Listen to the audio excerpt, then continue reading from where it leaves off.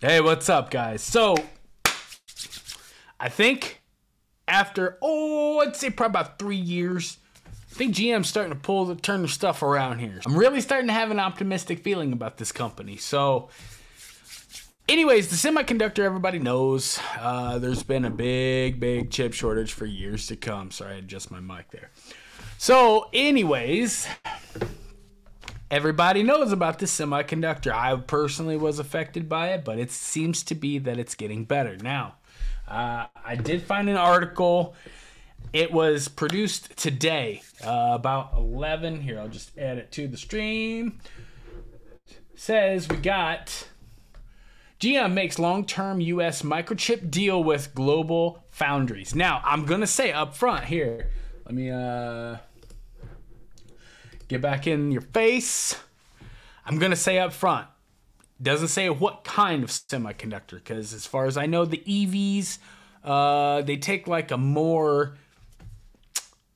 It's a more complex or more complicated semiconductor, a chip, but it's more common. So therefore, it's cheaper and more available.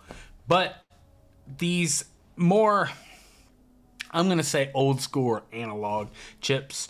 It seems to be that they're a little bit harder to get a hold of.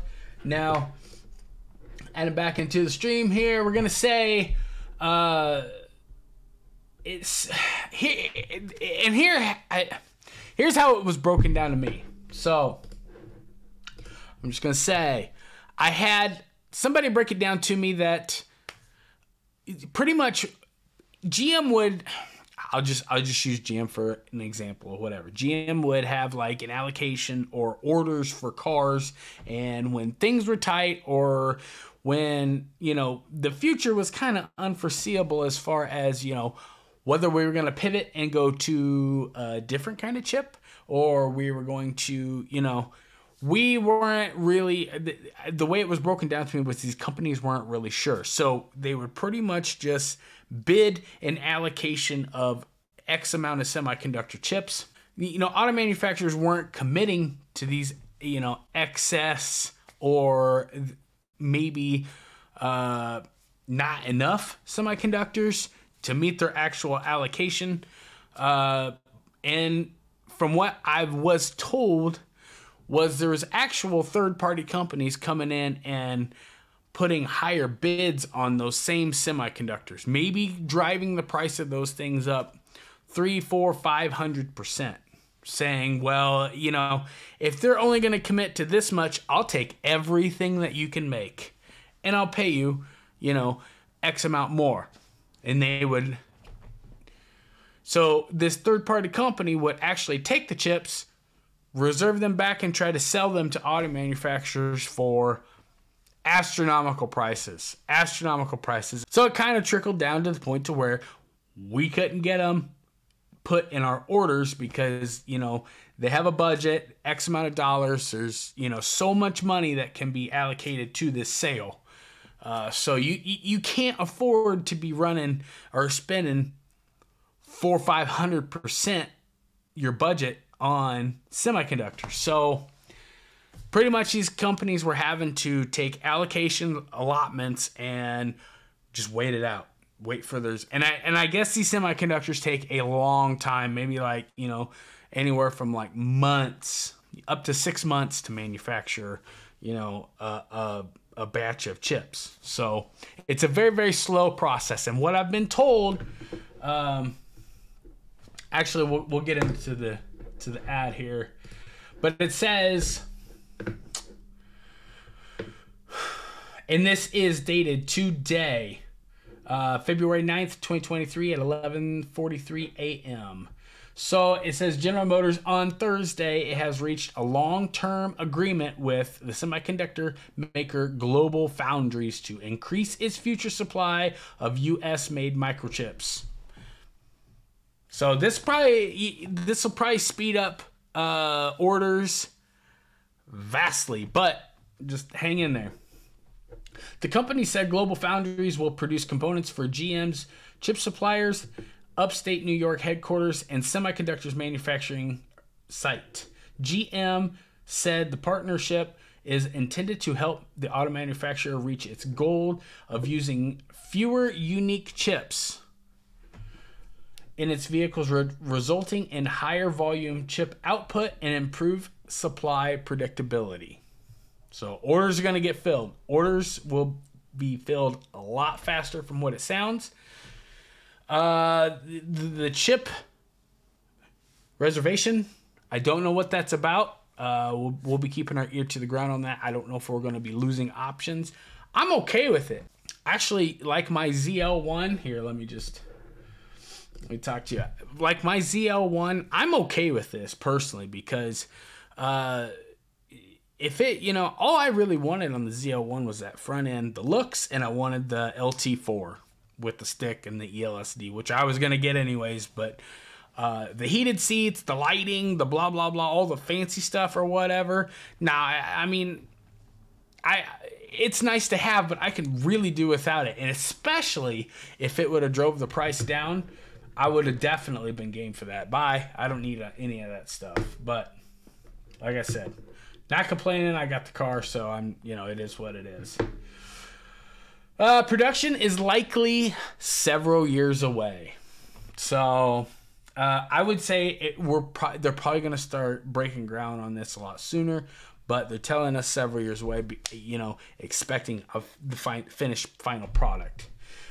Given the time it generally takes to get such projects off the ground, it takes months to make these chips from what I'm told, and these facilities have to be like hospital clean. Like there is no room for like any little bit of dust or whatever. They have to be like absolutely flawless conditions.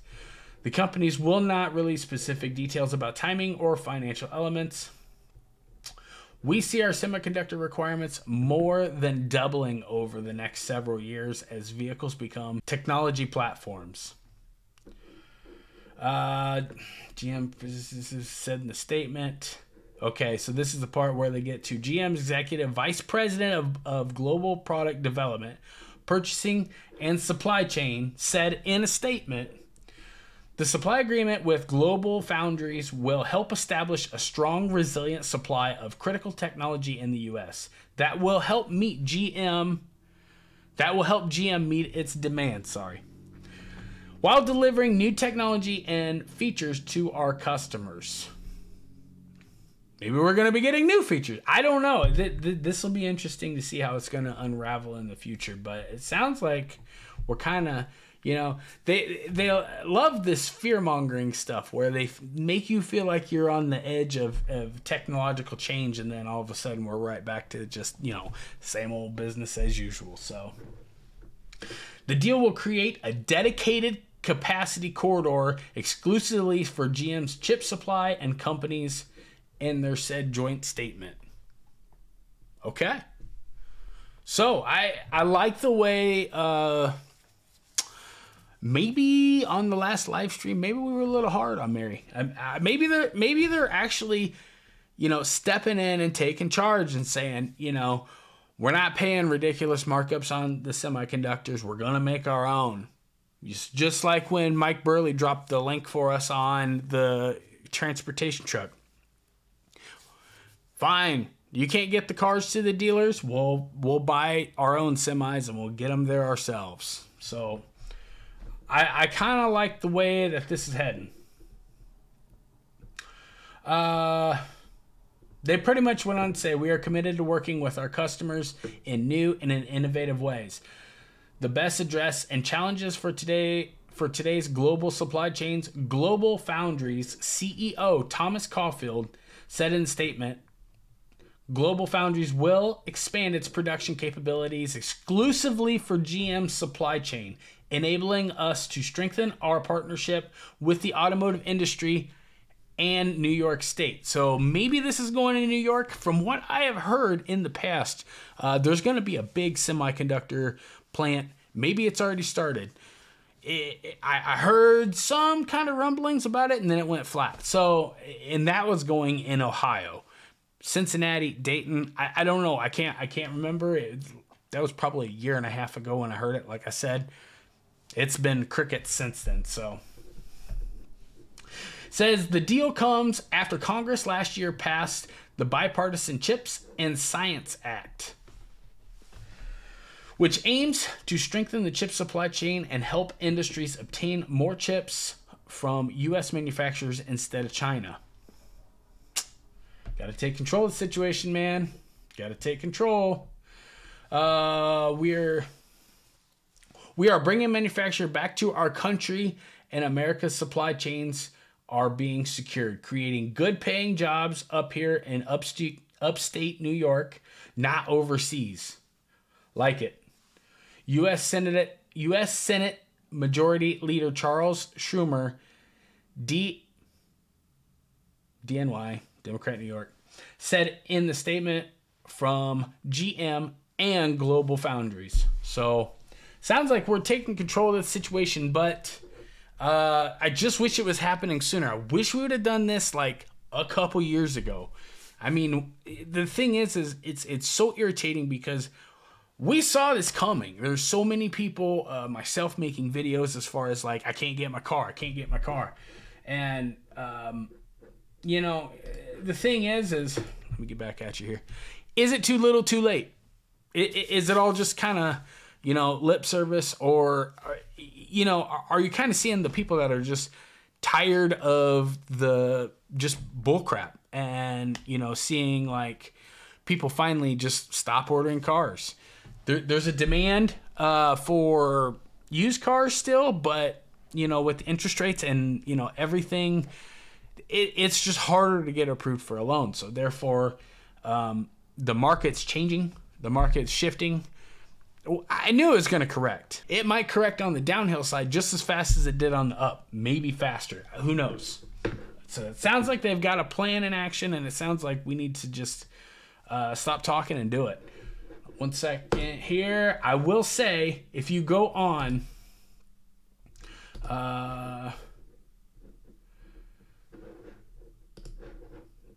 let me add it back to the stream here. There was one more ad where it says the latest numbers on the microchip shortage.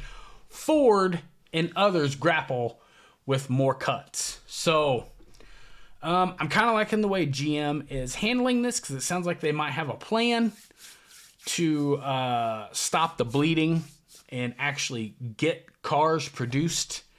So, I mean, it's like I said, it's long past due. So these are going to be averages of cars that were ordered or, projected to be manufactured, whether they were ordered by a customer or they were just manufactured and allocated to a dealer. They go on saying another 11,500 scheduled vehicles will be eliminated due to microchip shortage, according to the latest estimate by Auto Forecast Solutions. An additional blah, blah, blah. And I'm just going to read the whole article here because it's very, very short. All of these cuts are at North American factories, bringing year-to-date losses in the region up to 55,300 vehicles. No additional scheduled reductions were made outside of North America. What the hell? I mean, Ford's assembly plant in Oakville, Ontario has reduced output because of the microchip shortage more than any other North American plant this year, with about 13,700 vehicles cut. The Ford Edge and the Lincoln Nautilus crossovers are assembled there. And this was literally 4 days ago. So this was on February 5th, 2023. At 12 a.m. This one is when this was released. And you can look at the breakdown. Pretty much in North America, 55,300 vehicles. This rate's slowing down tremendously because this was in the seven figures, millions at one point in time. So they're thinking year to date right now, our entire country has lost out on 55,300 vehicles, and they're projected for the entire year of 2023 to be just under a million, 923,400 units. So, like I said, that was in the millions a year and a half ago. So, we're definitely heading in the right direction. But man, I'm telling you what, the simple fact of take this out here. The simple fact that we don't have new cars coming in is gonna keep the prices of used cars a little bit higher. So how many of them are gonna get stolen, wrecked, you know, just totaled? It's gonna be taking them out of the market. Also, you know, it's just it's to be seen. So I just found this interesting. So hats off to you, GM. I think you're doing the right thing. Anybody ordering Camaro in the near future, it sounds like maybe our orders are going to be picked up more and more and more and more. So if I hear anything else, I'll definitely, you guys will be the first to know about it. So don't forget to subscribe, like the dang video. You guys know what to do, blah, blah, blah.